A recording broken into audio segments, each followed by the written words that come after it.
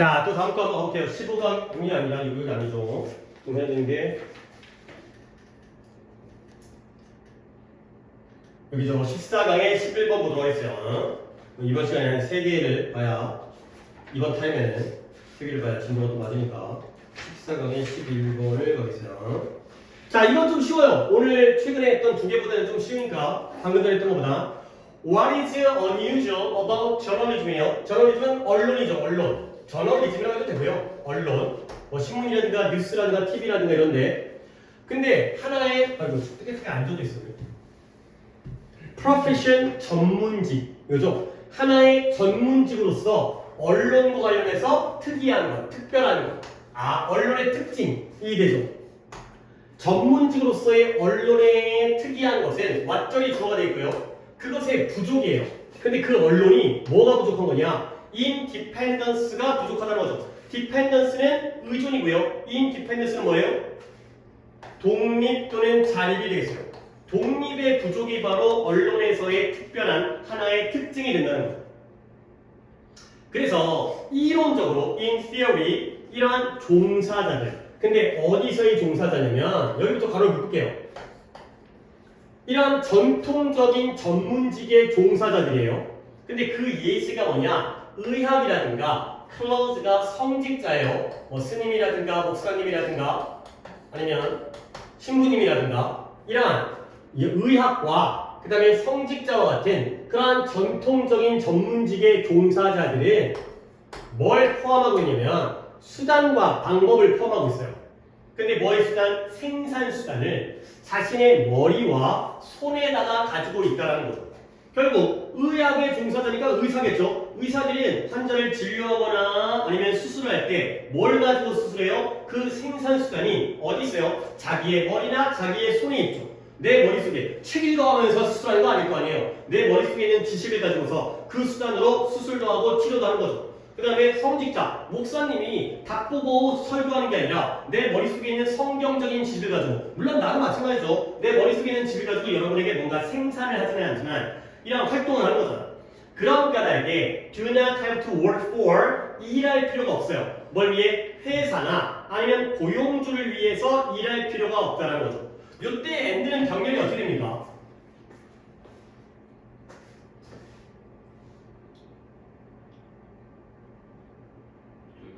그쵸? do not have to의 do not과 그 다음에 contain이 되겠어요. 다시 한번 내용적으로 의학과 성직자와 같은 전통적인 전문직의 종사자들은 그들의 머리와 손에 생산 수단을 포함하고 가지고 있다는 거야. 그러다 보니까 결국 회사나 고용주를 위해서 일할 필요가 없다는 거죠.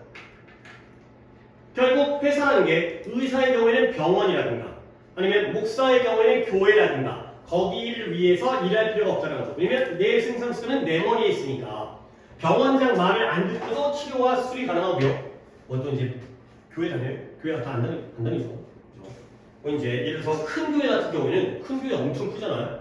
거기 있는 여러 목사들이 뭐 담임 목사라든가 자기를 고용한 뭐 장로회라든가 그런 사람들을 위해서 일할 필요가 없고 자기가 독립적으로 일할 수 있다는 거예요. 그래서 그들은 그들의 수입을 또 들어오거나 끌어내요. 누구로부터? 고객과 환자로부터 직접적으로 수입을 끌어낼 수 있다는 거죠. 그러니까 물론 병원에 들어가면 좀 다른 일이 있겠지만 의사의 경우에는 자기 월급을 환자한테 받는 거야, 병원장한테서 받는 거야. 여기에 그래 따르면 환자한테서 직접적으로 자기의 수입을 얻는 거예요.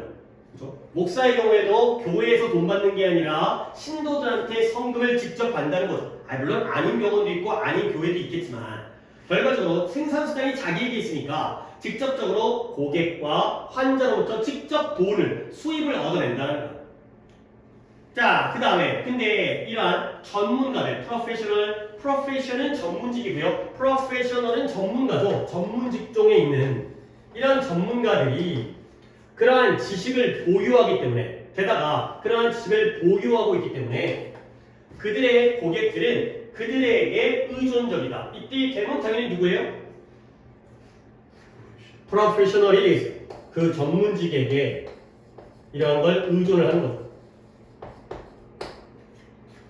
아, 그러니까 우리가 환자야. 그러면 우리가 병원에 가면 의사를 믿고 가는 거야? 아니면 병원장을 믿고 가는 거야?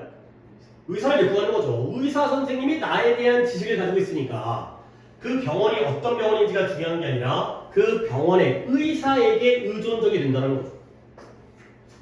오케이? 자, 근데 저널리스트는요, 지식을 가지고 있긴 해요. 근데 그것은 그러나 그 지식을 가지고 있다는 게 본질적으로는 in nature 본질적으로는 이론일 뿐이에요.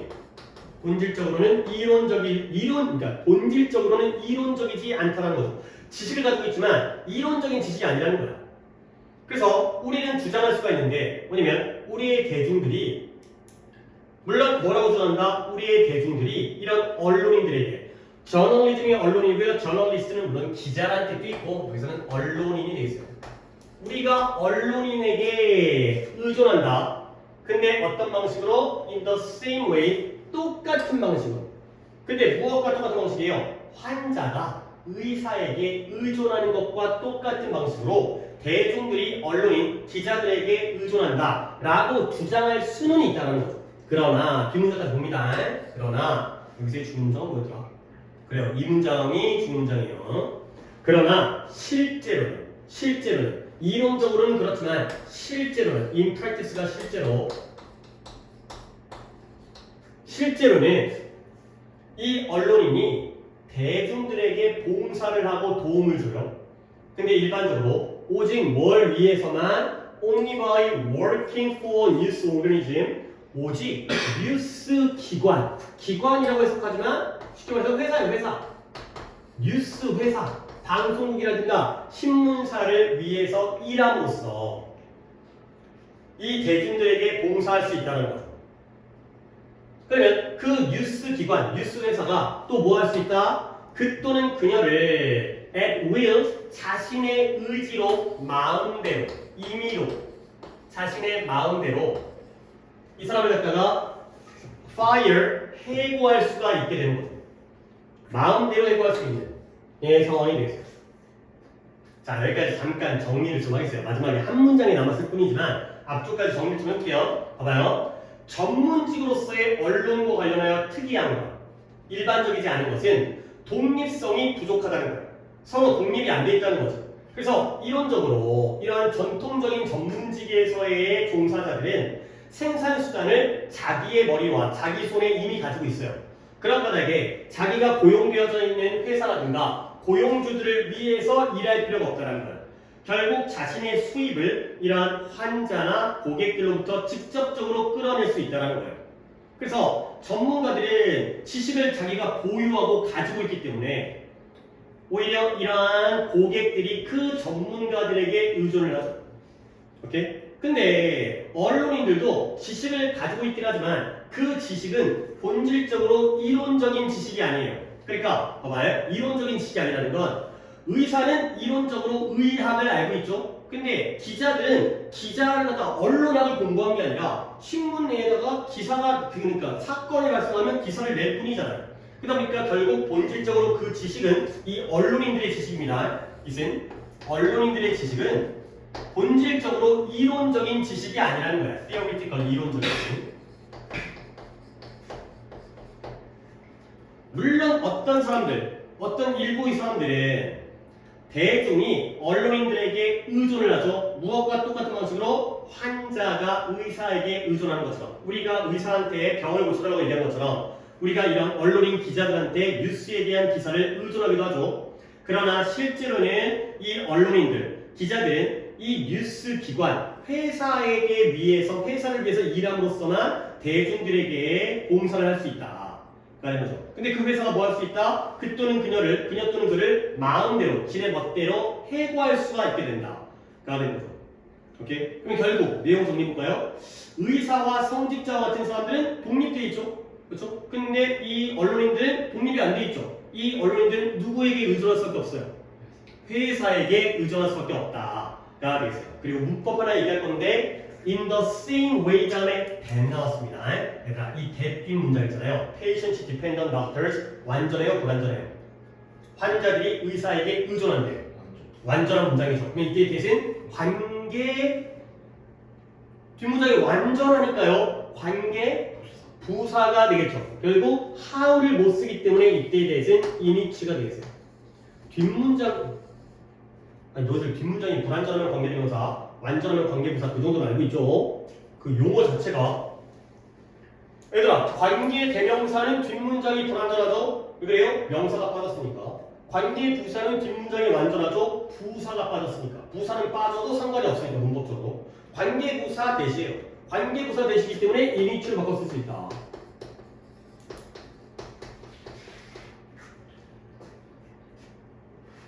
결국 언론인들은 이 뉴스 기관에 의존적일 수밖에 없구나. 자, 그리고 이제 마지막 문장에 또 추가가 나옵니다. 그래서 언론인들의 수입은 어디가 아니라 대중들애가 아니라 그들을 고용해주는 인플로잉하는 뉴스 기관, 뉴스 회사에게 의존한다. 가 되어있어요. 역시 not a but b가 되죠. not a but b. on과 on의 병렬이죠. 언론인들의 수입은 대중들에게 의존하는 게 아니라 뉴스 회사에 의존한다. 결국 기자들은 우리한테 월급 받는 게 아니라 신문사에게 방송국에서 월급 받는 거지. 그리고 뉴스 기관들은 종종 그들의 많은 부분의 revenue, 수입, 아까 위에 있었던 income입니다. income, 벌어들이는 수입을 어디로부터 끌어내느냐, 이것도 도출이에요. derive A from B, 광고주들로부터 도출을 시킨다. 라고 되어 있어요.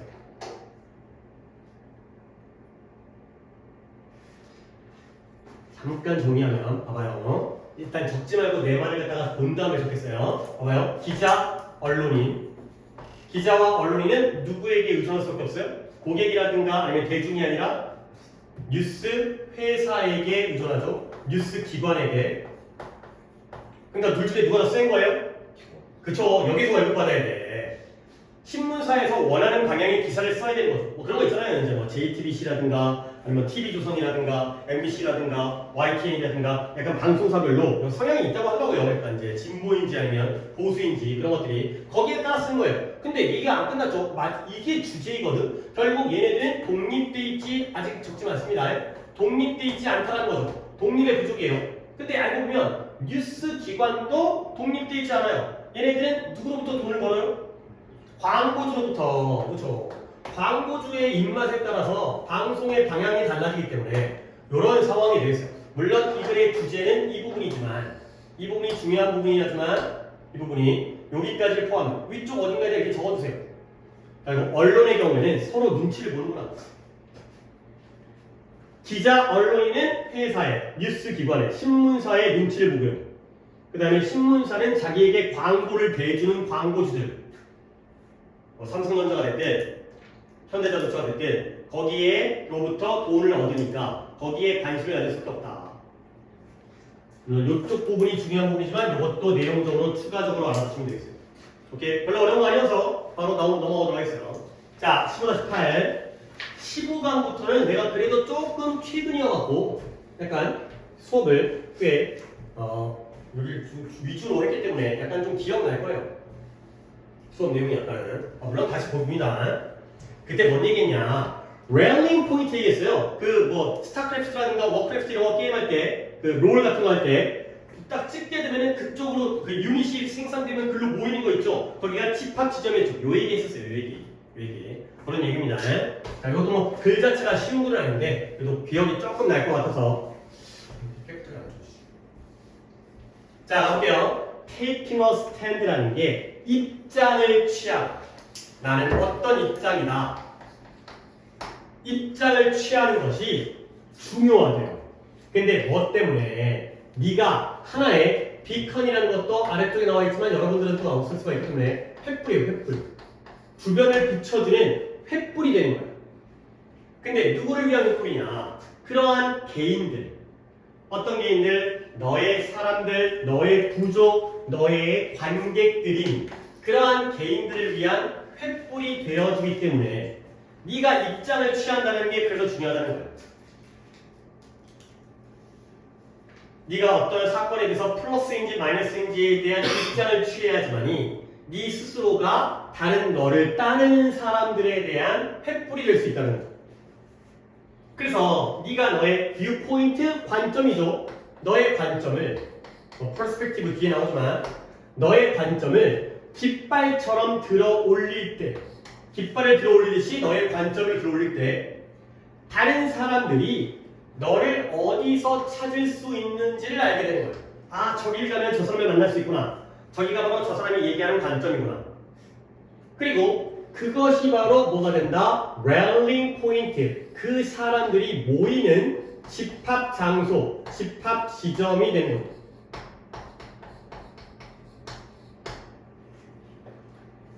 이런 건 어려운 건 아니죠. 뭐가 그들의 집합, 그 너를 따르는 사람들이 모일 수 있는 집합 지점이 되는 거예요. 이때 이시 뭐가 돼요? 너무 멀어요. 가까운 데서 살 수 있는데. raise? 뷰포인트가 되겠죠. 너의 관점, 네 관점을 들어 올리면 그 관점이 바로 rallying point가 된다는 거예요. 뷰포인트가.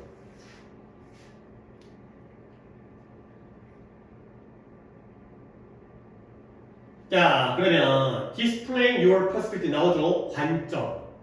관점을 보여주는 것. 관점을 갖다가 겉으로 디스플레이 드러내는 것이 뭐로 말하기에 let 사역이죠. 프로스펙티브라는 게 장래의라는 뜻이에요. 지금은 아니지만 장래의 고객들 그리고 지금 현재의 고객들. 그래서 프로스펙티브 옆에다가 포텐셜 이 정도 적어두면 있어요. 지금은 아니더라도 장래의 잠재적인 너의 관점을 남들에게 보여주는 것이 뭐로 하여금 너의 장래 또는 현지 고객들로 하여금 알도록 해주는 거예요. 근데 뭐라냐면 네가 단지 너의 제품과 서비스를 판매하는 것뿐만이 아니구나 라는 걸 알게 해주는 거죠. 자, 정리하면 let이 사역동사니까요. customers가 목적어가 되고요. know라는 동사 원형이 뭘로 쓰인 거죠? 목적격 보호 자리에 동사 원형을 쓴 거죠. 물론 뭐 나도 그게 너희들 갖다가 어떻게 보면 가르치는 입장이다 보니까 물론 뭐 내가 그렇게 잘하고 있는 건 아니긴 하지만 내가 여러분한테 영어 지식만 알려주는 게 아니라 야 우리 공부는 이렇게 해야 돼. 물론 나도 잘 모르긴 하지만 우리가 학창시절은 이렇게 보내야 돼. 이런 식으로 내가 이런 건 안 되는 거야. 이런 걸 보여주게 되면 결국 여러분에게 내가 뭘 알려주는 거다? 내가 단지 나의 강의를 팔아먹는 것뿐만이 아니구나. 이런 것들을 알게 해준다는 거지. 예시가 나를 들었기 때문에 약간 좀 곤란한 부분도 있긴 하지만 그래서 뭔가 올바른 입장, 나의 입장이라든가 내 관점이라든가 나의 관점을 겉으로 드러내면 물건만 팔아먹는 게 아니구나. 이런 것들을 알게 해주는 거죠. 오케이? 자, 그래서 베스트 마케팅, 최고의 마케팅은 결코 뭐가 아니다. 또 한 번 not A but B의 구조예요. never가 나오긴 했지만 never와 but이 되고요. 이런 병렬을 잘 보셔야 됩니다.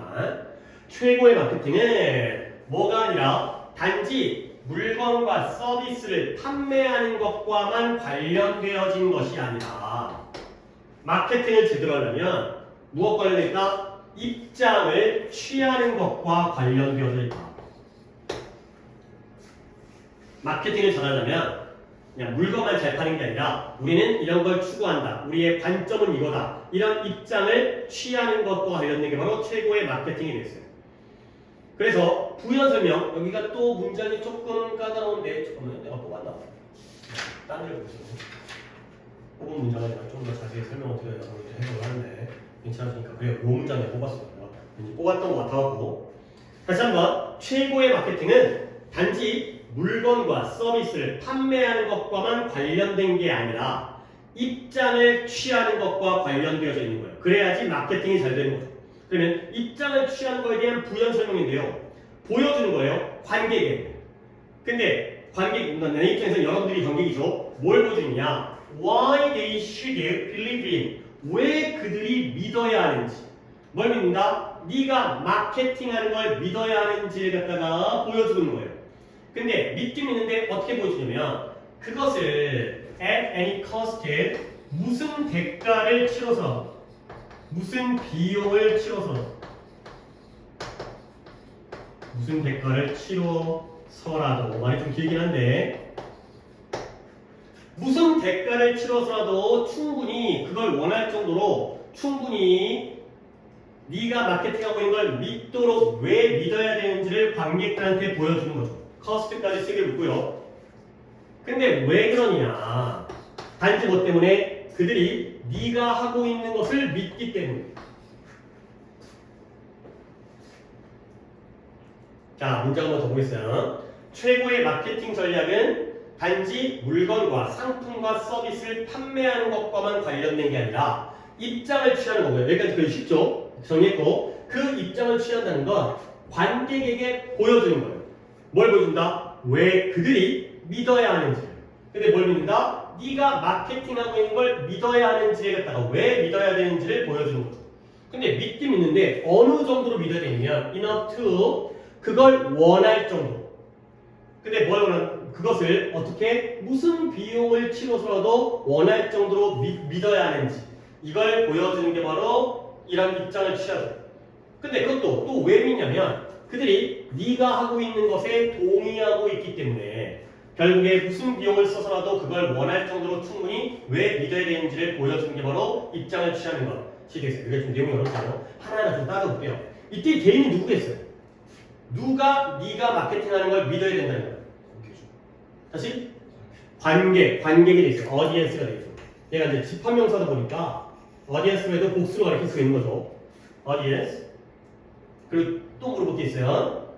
그들이 이 관객이 네가 마케팅하고 있는 것을 왜 믿어야 되는지를 보여주죠. 내가 너희한테 내가 왜 이런 수업을 해야 되는지 너희가 믿도록 보여주는 거야. 근데 뭐 할 정도로 그것을 원할 정도로 충분히 무슨 비용을 치러서라도 그것을 원할 정도로 충분히 믿어야 되는 거죠. 그러면 이때 이 있으면 뭘 가리킬까요?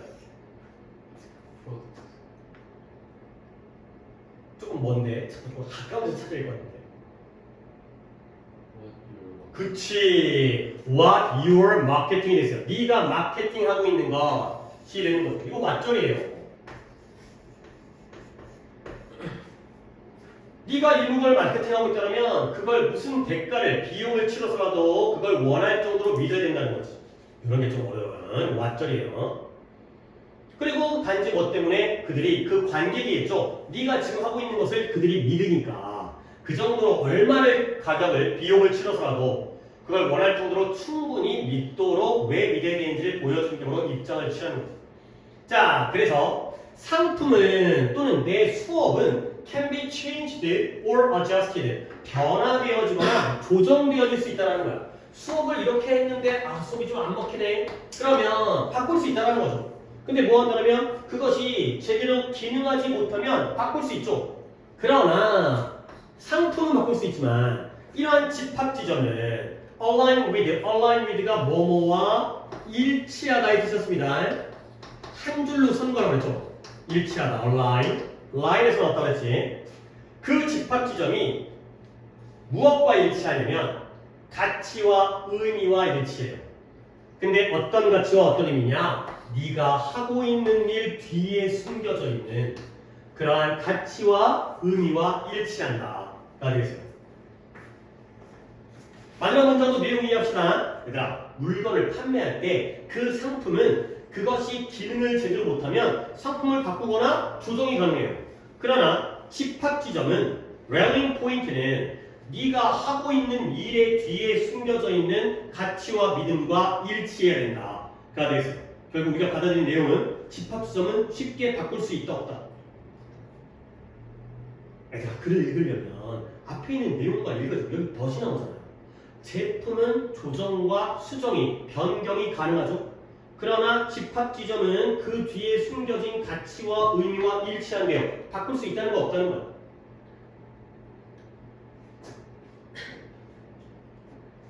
이게 어렵다는 건 조금 봐봐. 선생님 그런 말 안 나왔잖아요. 그쵸? 안 나왔죠. 오케이? 얘들아 봐봐요. 예를 들어서 영어는 쉬워요. 그러나 수학은 오랜 학습이 필요해요. 그러면 수학은 쉽다는 거 어렵다는 거야.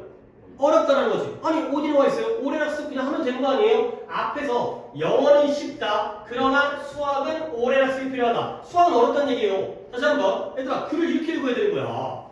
오히려 이게 더 쉬워. 이렇게 읽는 게 더 쉬워. 제품은 바뀌거나 조정되어질 수가 있어요. 오케이? 기능을 안 하고 있으면, 기능을 잘하고 있으면 바꿀 필요가 없죠. 근데 걔네가 기능하고 있지 않다면 바꾸거나 조정이 가능하거든요. 그러나 집합 지점은 네가 하고 있는 일 뒤에 숨겨져 있는 가치와 의미와 일치해야 된대요. 아니 일치한다는 게 쉬운 건지 어려운 건지 안 나오는데 그래도 앞에 바뀌거나 조정할 수 있지만 집합 지점은 바뀐다는 거야 안 바뀐다는 거야? 안 바뀐다는 거야죠. 그렇죠? 왜냐면 네가 하는 일 뒤에 숨겨진 가치와 믿음이 바뀔지 않을 거 아니야. 그렇죠? 너의 믿음이 바뀌지 않을 거 아니야. 쉽게 바뀌진 않을 거 아니야. 근데 그것과 일치하니까 이건 변경이 안 된다는 거야. 아이고, 너네 이래서 독해가 안 되는 거야. 이런 그러나가 왜 나온지를 다 생각을 하셔야 되니까. 근데 그게 되게 어렵거나 그런 일이 아니에요. 랠링 포인트는 변경과 조정이 안 된다는 거야. 이건 한 번 정하면 끝까지 간다는 거예요. 제품이야 그때그때 신제품을 만들어낼 수 있잖아요. 내 수업 방식을 살짝 바꿀 수 있지만 내가 생각하는 어떤 가치관이라든가 이런 것들은 안 바뀐다는 거지. 그리고 또 물어볼 거 있어요. 이게 더 쉽긴 한데 이때 대의가 뭘 가르쳐요? 뭐가 기능하지 않으면 그죠? 프로덕트예요. 이런 거 쉽죠? 그죠? 글을 읽을 때 조금 더 어차피 생각을 해야 되잖아. 글 읽으면 생각을 안 하면서 읽을 수 없잖아. 근데 그 생각을 다 좀 더 명확하게 해 버릇을 하셔야겠어요. 봐봐요. 다시 한번 우리가 아무리 물건을 팔고 서비스를 제공한다 하더라도 그것만 팔아서는 되는 게 아니라 나의 가치관, 나의 믿음, 그 다음에 나의 관점 이런 것들을 보여줘야지 그걸 구매하는 사람 또는 고객, 따르는 사람 이런 사람들이 믿고 따를 수 있다. 아, 저 사람이 하는 건 무조건 맞겠지. 물론 뭐 무조건 맹신하다는 건 아니지만 그들의 가치관을 갖다 봐야지 잘 따를 수 있다는 거죠. 물건만 팔아서는 안 된다. 알아두겠어요. 오케이? 자, 다시 한번. 그래서 결국 여기서 같은 개념을 한번 골라볼까요? 뭐예요? 입장. 자, 입장을 취한다의 입장과 같은 단어를 한번 골라볼까요? 순서대로. 횃불. 그쵸? 횃불. 또 뷰포인트. 그쵸? 깃발도 마찬가지예요. 그쵸? 비유적이긴 하지만. 그래서 할만하잖아요. 그 다음에 또 뭐예요? 그리고 랠링 포인트. 그 다음에요? 또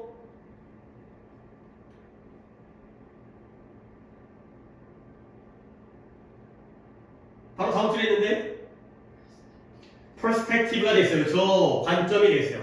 또 제품은 아닙니다. 제품과 서비스는 반대 개념이에요. 입장과 반대 개념입니다. 대조관계예요. 그래서 제품과 서비스를 판매하는 게 아니라 입장을 취하는 거죠. 그렇죠? 입장이라는 건 그들이 무슨 비용을 써서라도 네가 판매하고 있는 거, 네가 마케팅하고 있는 이건 상품이죠. 그 상품을 무조건 믿어야 된다는 거. 그 이유를 보여주고요. 그들이 네가 하고 있는 걸 믿기 때문에. 결국 상품은 바뀔 수 있지만 이런 랠링 포인트는 대조관계이기 때문에 안 바뀐다는 거야. 그게 바로 너의 가치와 의미와 일치하기 때문에. 네가 지금 이 일을 하고 있는 일에 물건을 팔든 수업을 하든 그것과 관련되어진 가치와 의미와 일치하는 랠링 포인트는 바뀌기가 쉽지 않다. 다 되는 거죠. 오케이.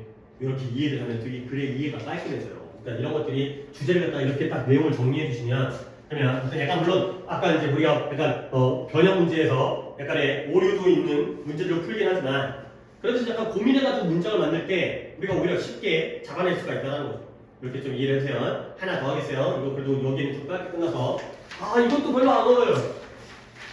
그래도 3개짜리가 3개 될 타이밍에 어렵지가 않아서 다행이에요.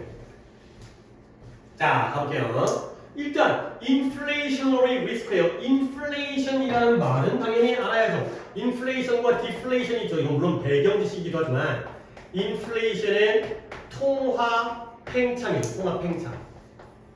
통화 팽창이라고 해가지고 돈이 정말 커지는 게 아니라 화폐량이 증가하는 거죠. 시장에서 돌고 있는 유통되어지는 돈의 양이 증가하는 거고요. deflation은 반대로 통화 수축이 되겠어요. 화폐량이 감소하는 게 바로 통화 수축이죠. 한 단계만 더 합시다. 좀 경제적인 내용이라지만 통화가 시중에 돈이 많아지면 물가가 올라가요? 내려가요? 진짜요? 얘들아, 돈이 많아진다는 건 이걸 외우려고 하지 말고요. 일단 나도 뭐 경제를 갖다가 몇십 년 전에 배우긴 했지만 돈이 많아져요. 그러면 물건의 양은 그대로입니다. 상품의 양은 그대로입니다. 그러면 많은 것과 그대로인 것 중에서 뭐가 더 가치가 떨어지는 거예요? 많은 게 가치가 떨어졌어. 그러면 예를 들어서 원래는 이 물건이 1,000원이었거든. 이 물건이. 근데 돈이 너무 많아지면 이제는 돈 한 개가 아니라 1,000원 한 개 아니라 1,000원 두 개가 있어야지 이 물건을 사는 거예요. 그래서 이런 거잖아. 그치? 금이 많아지면, 금의 양이 많아지면 금의 가치가 떨어지겠죠. 돈이 많아지면 돈의 가치가 떨어져요. 이렇게? 돈은 그대로인데 물건의 양이 많아지면 물건 가치가 떨어지겠죠. 그렇죠? 옛날에는 1,000원에 한 개였는데 이제는 1,000원에 두 개 살 수 있어요. 얘가 느니까. 다시 한번 통화량이 늘면 물가는 어떻게 돼요? 얘 가치가 떨어지니까 물건 가격이 올라가게 되는 거죠. 알겠어요? 물가가 올라가는 거예요. 여기까지는 알아야 돼요. 그러면 반대로 시중에 돈이 많으면 돈의 양이 줄면 물가는 어떻게 돼요? 내려가죠. 이제 1,000원짜리가 500원에 살 수 있는 거예요. 돈의 가치가 올라가니까. 항상 이제 수요와 공급 이런 거 있잖아요. 공급이 많아지면 가치가 떨어지죠. 가격이 내려가고. 그러니까 통화가 많아지면, 돈이 많아지면 돈의 가치가 떨어지니까 물건의 가치가 높아지는 거예요. 물건 값이 올라가잖아요. 여기까지는 그래도 알고 있어야지 내용이 이해가 됩니다. 물론 솔직히 이거 몰라도 문제를 갖다 이해할 수 있었을 거야. 볼게요. 통화팽창, 인플레이션적인 위험, 인플레이션의 위험이라는 건 refer to, 나타내다, 의미하다. 뭘 나타내냐? 의미하다. 뭘 나타내면 불확실성, 무엇에 관한 regarding이 about의 뜻입니다. 무엇에 관한 불확실성을 의미하냐면 미래의 real value에다가 밑줄을 치는데요. 이따가 한 번 더 나와요. 실질 가치. 진짜 가치가 실질 가치가 되죠. real value. 근데 뭐 자신의 투자의 실질 가치, 미래의 실질 가치와 관련된 불확실성을 의미한다는 거예요. 한 번 더 인플레이션적인 인플레이션 위험성이라는 건 자신의 투자의 미래의 실질 가치와 관련한 불확실성을 나타낸대요. 첫 문장 뭔 소리인지 모르겠어요? 별거 아니에요. 다음 봐봐요. 예를 들어서 이렇게 한번 얘기해보는 거야. 네가 뭐한다? 또 은행이 나오는데요. 아까 어카운트는 설명이었습니다. 근데 이번에 어카운트는 은행에 있는 계좌가 된 거죠. 네가 어떤 은행 계좌에 카카오뱅크 또는 토스뱅크 여기에 100달러를 보유하고 있어요. 은행에 100달러 넣는 거예요. 근데 그 계좌가 뭐가 없냐면 has no fee, 수수료가 없고요. 그 다음에 뭐가 쌓이잖아요? 이자가 쌓이지도 않아요. 이 accrue라는 단어가 여기에는 니네 아래 단어 뜻 나와요? 안 나와요? 안 나와요. 얘가 생기단어로 돼 있거든? 아니 물론 이게 원문에 생기단어로 돼 있는데 이 accrue라는 단어를 이렇게 외우세요. accumulate. accumulate와 똑같은 뜻이에요. accumulate이 뭐예요? accumulate. 축적. 축적이 뭐예요? 쌓이는 거죠. 쌓이는 거. 이 단어예요, 이 단어. 그러니까 이걸 굳이 생기다라고 하는 거가 원래 뜻이 이게 축적, 누적이라는 걸 알죠? 쌓이는 거. 몇 뜻이거든요. 근데 이걸 기출로 나왔을 때 얘를 갖다가 생기다로 크게 줬는데 굳이 이게 아니라 결국 은행에는 왜요? 수수료도 없고요. 이자가 쌓여요, 안 쌓여요? 이자가 쌓여요, 안 쌓여요? 안 쌓이는 은행 계좌가 있다는 거죠. 아니 물론 은행에다가 이자 먹으려고 은행에다가 돈을 넣어주는 이자가 워낙 코딱지만큼 작기 때문에. 근데 뭐 일본 같은 경우에는 은행에다가 돈 넣으면 이자가 아예 없대요. 그래도 우리는 그래도 너네 카카오뱅크, 토스뱅크 갔어? 그럼 거기에 뭐 돈이 얼마나 있는지 모르겠지만 이자 같은 거 붙은 경험 있어요? 아 그래요? 많이 안 넣어놓고 그때그때 많이 써가지고 그런가? 한 10원, 5원 막 이렇게 붙어요. 근데 그러니까 일본 같은 경우에는 이자가 아예 없고 오히려 수수료를 낸대요. 은행에다 돈을 맡겨놓으면 돈을 줘야 된다는 거예요. 그러니까 은행에다 돈을 맡겨놓잖아요. 10,000원을 맡겨놓으면 우리는 그래도 1년에 한 번씩 보면 우리나라 한 2% 돼요. 2%. 1.5%인가 2%니까 은행에다가 10,000원 맡겨놓으면 1년에 200원 돼. 200원. 이자가 200원 거거든. 근데 걔네는 수수료를 내기 때문에 1년 지나면 돈이 줄어요. 9,999원, 9,998원 이렇게 돈이 빠져나가는 거야. 근데 어쨌든 간에 봐봐요. 은행 계좌에 100달러를 가지고 있는데 수수료도 없고 이자도 쌓이지가 않아요. 그러면 1년 지났을 때 계좌에는 얼마나 남아 있어야 돼요? 그대로 100달러가 남아 있어야지 않겠어요? 수수료로 빠져나간 것도 없고 이자로 들어온 것도 없으니 알겠어요? 그렇다면 이제 예를 든 거죠. 우리나라 같은 경우에는 이제 아직까지 근데 이자가 있기 때문에 많이 나가졌긴 했지만 그래도 한 2%는 붙는데 만약에 건드리지 않은 채 남겨지게 되면 그러면 그 은행 계좌에는 여기 컴마가 없지만 끊습니다. 항상 100달러가 있게 된다는 거죠. 얘들아 오늘 첫 독해에서 얘기했던 거야. 아까 이제 정한이가 오기 전이었지만 그 독해가 끝난 다음에였지. 첫 번째 독해 끝나고 두 번째 독해 끝난 다음에였지. 세 번째 독해에서 온 것 같은데 시간 조건 양보 부사절에서 뭐가 생략된다고? 주어 플러스 그냥 동사가 아니라 비동사가 생략되어지기 때문에 뭐 빠진 거예요? 이리즈가 빠진 거예요. 만약 그것이 건드리지 않은 채 내버려두게 된다면 그러면 이때 이승 뭘 가르칠까요? 계좌를 건드리지 않는 게 아니라 100달러 아니겠어요? 100달러. 그 100달러는 단수입니다. 돈은 단수잖아요. 셀 수 없기 때문에. 그 100달러가 건드려지지 않은 채 내버려두게 되면 항상 100달러가 있을 거라는 거죠. 그 은행 계좌에. 계좌를 건드리는 게 아니라 계좌는 왜 부는 거죠? 계좌를 해지하는 게 아니라 그 안에 있는 돈을 넣다 뺐다는 거기 때문에 100달러가 건드려지지 않은 채 내버려두게 되면 그때는 100달러가 그대로 남아있겠죠. 오케이? 역시 수동태니까 left라는 pp와 untouched라는 과거분사 pp가 연달아 나옵니다. 여기서 어렵잖아요. 다음 문장이 또 중요해요. 근데 if you keep that money in the bank for a year 네가 1년 동안 그 은행에 돈을 유지하고 있어요. 1년 동안 돈을 유지하는 거야. 그리고 during which 내가 이거 몇 차례 설명했죠. during which 그 기간 동안 인플레이션 통합 팽창이 100%라면 물론 너는 여전히 100달러를 가지고 있는 거예요. 자, 이해를 해봅니다. 봐봐. 전치사 플러스 관계대명사예요. 그러면 이 during이라는 뭐뭐 동안이라는 전치사는 어디서 온 거예요?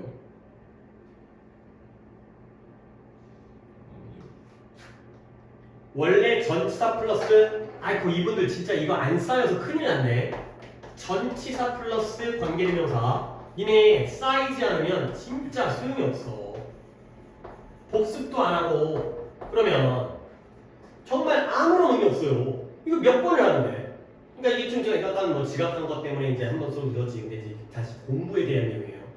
자꾸 잔소리 들으니까 이제 아니 이게 안 쌓이는 게 되겠냐 이게. 이 전치사가 원래 어디서 왔다고요? 뒤에서 왔어요. 여기 있던 거예요. 뒤에 어디? 그건 니네가 알아서 해야 돼. 여기 있던 게 앞으로 왔다니까. 그러면 전치사가 뒤에 있었을 때는 뒷문장이 완전이에요? 불완전이에요? 불완전이죠. 내가 다시 설명하겠습니다. 너네 이게 내가 이걸 솔직히 외워야 되거든. 근데 설명을 해드릴게. 근데 설명해서 시간을 들였잖아? 근데 너네 또 공부 안 하잖아? 그럼 또 맞짱 하면 돼. 근데 이 시간이 굉장히 무의미한 시간이 되니까 어차피 외워야 되거든. 간단한 예를 드렸어요. 봐봐요. 그래서 예문을 적는 게 조금 무의미한데 그냥 내가 빠르게 적을 테니까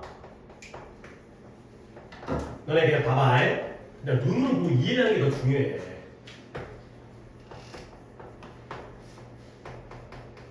뭐 이런 그냥 유치한 예문이에요. 나는 뭐 했어요? 마을에 방문했어요. 근데 마을인데 어떤 마을이에요? 그가 살던 마을이죠. 자, he lived in, he 글씨가 좀 겹쳐있긴 한데 he lived in 뒷문장 완전 불완전. 불완전 여기 불완전 이잖아. 전치사 끊으면 안 되죠. 전치사 뒤에 목적어가 불완전하죠. 그러니까 목적어 없으니까 얘는 무슨 격관계대명사? 목관대가 되겠어요. 그리고 선행사가 사물이죠. 그러니까 얘가 뭘 써도 돼? which 되고 that도 되고 목관대니까 생략입니다. 생략도 되는 거예요. 오케이? 경우의 수가 세 가지입니다. in으로 끝나면 which나 대시나 생략. 근데 요 in이 혼자 있기 외로워. 그래서 앞으로 온다고 그랬죠? 그럼 어떻게 돼? in이 일로 보면은 셋 중에 뭐밖에 안 돼? which밖에 안 되죠. 그리고 나서 뒷문장은 뭐가 되죠? he lived로 끝나겠죠. 왜? in이 갔으니까. 알겠죠? 그러면 뒷문장 완전 불완전? 완전이죠. 전치사 때문에 불완전했는데 오히려 얘가 없으니까 완전한 문장이 되는 거야. 이해를 하셔야 됩니다. 제발. 고등학교 2학년 지금 2학기예요. 이걸 하고 있으면 지금 안 돼요. 오케이? 그리고 마지막으로 이때 이니치를 한 단어로 바꿀 수가 있어요. 이래는 마을이 사물이 아니라 장소가 돼요. 마을에서 살고 있잖아요. 그러면 이때 이니치가 뭐가 되죠? where가 돼요. 그러면 관계부사죠? 관계부사니까 뒷문장이 어때요? 완전한 거죠. 오케이? 이 관계예요. 이걸 모르면 안 돼. 이거 혹시 잠깐 시간 드릴 테니까 머릿속으로 정리를 하든 아래쪽에다 필기를 하든 알아서 하세요. 그건 자기의 선택에 맡겨있어요. 내가 제일 쉬운 예문이야 저게. 이 관련된 것 중에 내가 마을에 방문했는데요. 어떤 마을에? 그가 살던 마을에 방문했어요. 다 같은 의미예요. 다 똑같이 그가 살던 마을에 방문했다. 근데 그걸 표현하는 방법이 적을 시간을 드리면 그래요. 좀 시간을 드린 다음에 내가 다시 정리하겠어요. 같이 정리를 해야지 또 머릿속에 남으니까. 자, 한 번 더. 내가 마을에 방문했죠. Which he lived in. 그가 살던 마을에 방문했어요. 전치사로 끝난다는 건 뒷문장이 목적어 없는 불완전한 문장이기 때문에 목관 뒤에 which를 쓰거나 that을 쓰거나 생략을 하거나. 근데 요러면 in이 혼자 외로우니까 앞으로 가면 결국 뒷문장은 완전한 문장이 되면서 그 마을에서 그가 살던 거죠. 그리고 이니치가 합쳐서 where가 되는 거죠. 결국 총 경우의 수가 5가지 경우의 수가 만들어져요. 어떻게 5개인지 빨리 파악하세요. in이 뒤에 있을 때가 몇 가지예요? 3가지예요. in이 없을 때가 2가지죠. 3 플러스 2의 경우에요. 오케이? 다시 한번 이제 전치사가 뒤에서 있던 거야. 뒤에 전치사가 있었을 때가 불완전했죠. 근데 얘가 사라지니까 이제는 뒷문장이 얘가 사라지면 어떤 문장이 된다? 앞으로 가면 완전한 문장이 된다. 봐봐요. 그 기간 동안 인플레이션이 100%였다는 거야. 그러면 원래는 during이 어디 있었겠어요? 여기에요, 여기. 여기 있던 애가 얘가 앞으로 온 거예요. 그래서 저 자리에 which를 쓴 거죠. 근데 내가 지금 이 얘기하려고 얘기를 끄는 게 아니었어요. 이건 그냥 가볍게 얘기하고 해석하는 방법을 갖다가 설명드린 건데 during which가 나오면 어떻게 설명한다? 어떻게 해석한다? 선행사를 찾아서 그 선행사 뒤에다가 전치사를 붙여서 해석을 하시라. 근데 이렇게 알려줬거든. 이게 쌓여야 된다고. 진짜 이거 진짜 안 쌓이면 진짜 말이 짱 돼. 봐봐. 쉬운 예문이니까 적용할게요. 내가 마을에 방문했죠? 자, 이때 which의 선행사가 뭐예요? 마을이죠. 그럼 어떻게 쓸게? 마을에서 그가 뭐 했어요? 살았잖아요. 마을에서 살았잖아요, 그가. 그러면 봐봐라. 만약에 1년 동안 은행에다가 그 돈을 간직하고 유지한다면 근데 그 기간 동안 그동안 인플레이션이 100%였다는 거야. 그렇다면 이때 during which의 선행사가 뭐예요?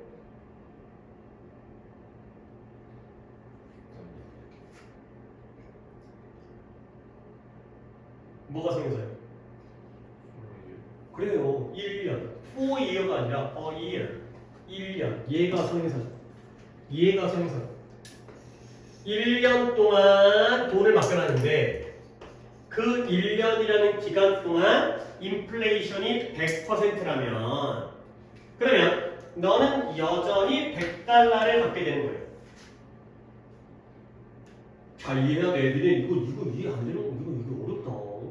얘가 선행사니까 1년 동안 여기 이해 안 되면 안 되는데 이거 잘 봐둬라 이러고 전사가 앞으로 뒤에 있던 애가 앞으로 못 나오면 이렇게 된다는 이 과정 이 스토리 이거 그리고 또 내용적으로 봐야 되는데 얘들아 은행 인플레이션이 올라간다고 해서 은행에 있는 내 예금이 달라져 아니면 같은 거예요? 같은 거예요. 100달러는 그대로예요. 오케이? 근데 이제 네가 will if you take it out 그걸 꺼내는 거예요.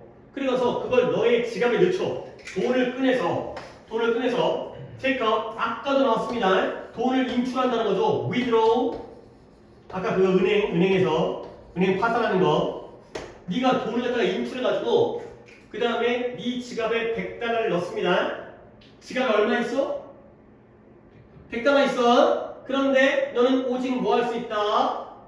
purchase 구매할 수가 있을 거예요. 근데 뭘 구매하냐? half the goods 네가 1년 전에 구매할 수 있었을 것보다 그 상품의 절반만을 구매할 수 있다는 거예요. 결국 원래 작년에는 100달러 가지고 뭐 할까? 아이스크림을 10개 할 수 있었거든. 근데 지금은 인플레이션이 100%니까 물가가 2배로 오른 거예요. 그러면 이제 100달러 가지고 아이스크림 몇 개 사는 거예요? 5개밖에 못 산다는 거죠. 알겠어요? 그 상품에 네가 1년 전에 구매할 수 있었을 상품의 절반만을 구매한다는 거죠. 알겠어요? 자, 문법도 얘기할게요. half the good 뒤에는 목관대 대시 생략도 있습니다. 상품. 그러면 뒷문장에 어디가 불완전한 거예요? 당연히 목적어 자리니까 어디 뒷자리? but의 뒷자리가 목적어 자리가 되겠어요. 네가 작년에는 10개를 구매할 수 있었는데 그것의 절반만을 구매할 수 있을 것이다. 라는 거죠. 잘 이해를 해야 돼. 내가 또 정리를 해줄 거야. 다시 말하면 만약에 인플레이션이 통합 팽창, 물가 상승, 인플레이션이 더 빠르게 증가한다면 근데 뭐보다? 이자의 양보다. 근데 어떤 이자예요? 네가 벌어들이는, 네가 받는 이자 있잖아요. 받는 이자보다 더 빠르게 인플레이션이 증가한다면 이것은 너의 투자의 구매력을 감소시키는 거예요. 시간이 지나면 너의 투자의 구매력이 감소가 되는 거죠. 자, 그래서 그게 바로 이유예요. 마지막까지 맞죠 지금? differentiate 구별하다. 우리가 구별을 해야 되는 이유예요. distinguish가 되겠습니다. 무엇과 무엇 사이를 구별해야 되느냐? between A and B. 여기가 딱 잘 나왔어요. nominal value가 명목 가치예요. 명목 가치. 명목의 명이 뭐냐면 이름명자예요. 이름명자. 겉으로 드러나는 가치예요. 그리고 real value가 아까 얘기했던 실질 가치가 되겠어요. 예를 들어서 명목 가치와 실질 가치를 제가 간단하게 설명드릴게요. 나 인터넷에서 내 저희 둘째가 찾아보고는 그 자기 돼지저금통 끄집어갖고 100원짜리 중에 몇 년도 그런 거 찾고 있던데 그럼 혹시 알아요? 몇 년도 100원짜리가 얼마고 이런 거 봐봐요. 뭐 1900 뭐더라? 그 연도가 있더만 1900 뭔지 모르겠어요. 그러니까 내가 지금 이걸 알아서 얘기하는 게 아니라 1970년대에 발행된 100원짜리가 실제로는 뭐 예를 들어서 10만 원에 팔린대요. 오케이? 그러면 봐봐요. 1970년대에 발행된 100원짜리의 동전 명목 가치는 얼마예요? 이름 명목 가치 100원이에요. 액면상의 가치. 근데 실질 가치는 얼마예요? 10만 원이죠. 알겠어요? 이걸 가지고 그 가게 가지고 100원짜리 물건 사 먹으면 손해 보는 거죠. 10만 원에 팔 수가 있는데. 알겠어요? 명목 가치는 겉으로 드러나는 가치고요. 실질 가치는 실제 이걸로 뭘 구매할 수 있는지가 되겠어요. 오케이? 자, 그러면 글을 다시 읽겠습니다. 명목 가치는 겉으로 드러나는 이름, 겉으로 드러나는 액면, 그리고 10만 원은 실제로 얼만큼의 구매력이 있는지 가볼게요. 인플레이션의 위험이라는 건 불확실성을 의미하는데 미래의 실질 가치, 네가 투자했을 때 미래의 실질 가치에 대한 불확실성을 나타낸대요. 뭔 말이지? 네가 만약에 100달러를 은행 계좌에 가지고 있는데 100달러가 이자도 없고요. 은행 계좌가 수수도 없으니까 그러면 1년 동안 건드리지 않으면 항상 거기는 얼마가 남아있죠? 100달러가 남아있는 거야. 그래서 네가 그 돈을 1년 동안 유지했어요. 근데 그 기간 동안, 그 1년 동안 인플레이션이 100%예요. 인플레이션이 100%라는 건 물가가 몇 배 올랐다는 거예요?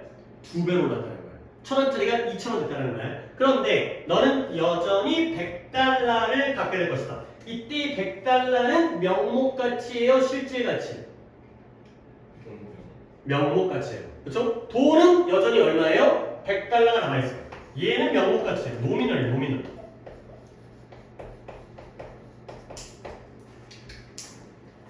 네가 은행에 100달러 있는 건 안 바뀐다니까.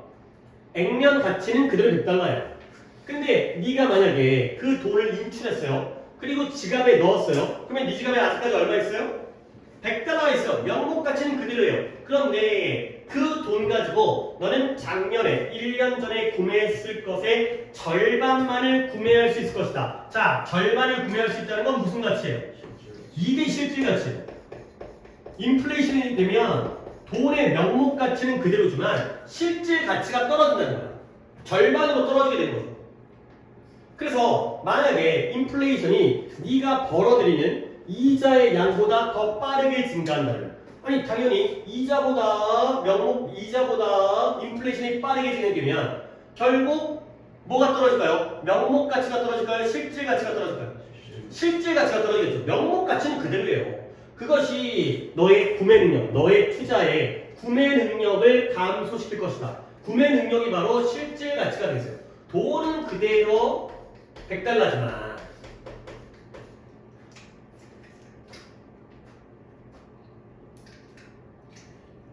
결국 이게 바로 이유죠. 우리는 명목 가치와 실질 가치를 구별해야 되는 이유가 되죠. 간단하게 내용 정리하면 봐봐요. 명목 가치에서 뭘 빼줘야지 실질 가치가 될까요? 그쵸? 인플레이션의 비율을 빼줘야지만 그래야지 실질 가치가 되는 거죠. 명목 가치가 100달러여도 인플레이션이 2배, 100%라면 실질 가치는 그 절반밖에 안 되는 거죠. 인플레이션이 10%라면 10%가 떨어진 가격의 그 구매 가치의 실질 가치가 되겠죠.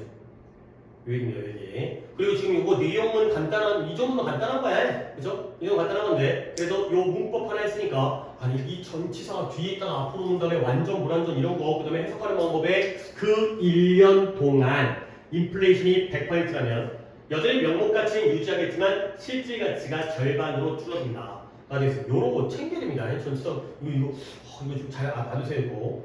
뒤에서, 뒤에 대충 여기 어딘지는 그때 다른데, 얘가 뒤에 있을 때는 불완전이었다가 앞으로 가면서 위치밖에 안 되는 거, 대도 안 되고 생략도 안 되니까 이런 문법들은 꼭 기억해서 챙겨주셔야겠습니다. 오케이, 여기까지 하고 잠깐 쉬었다가 단어 시험 보고 두 개 더 하고 더 할 수 있으면 더 하는데 일단 최소 2개 정도까지는 할 수 있겠네요.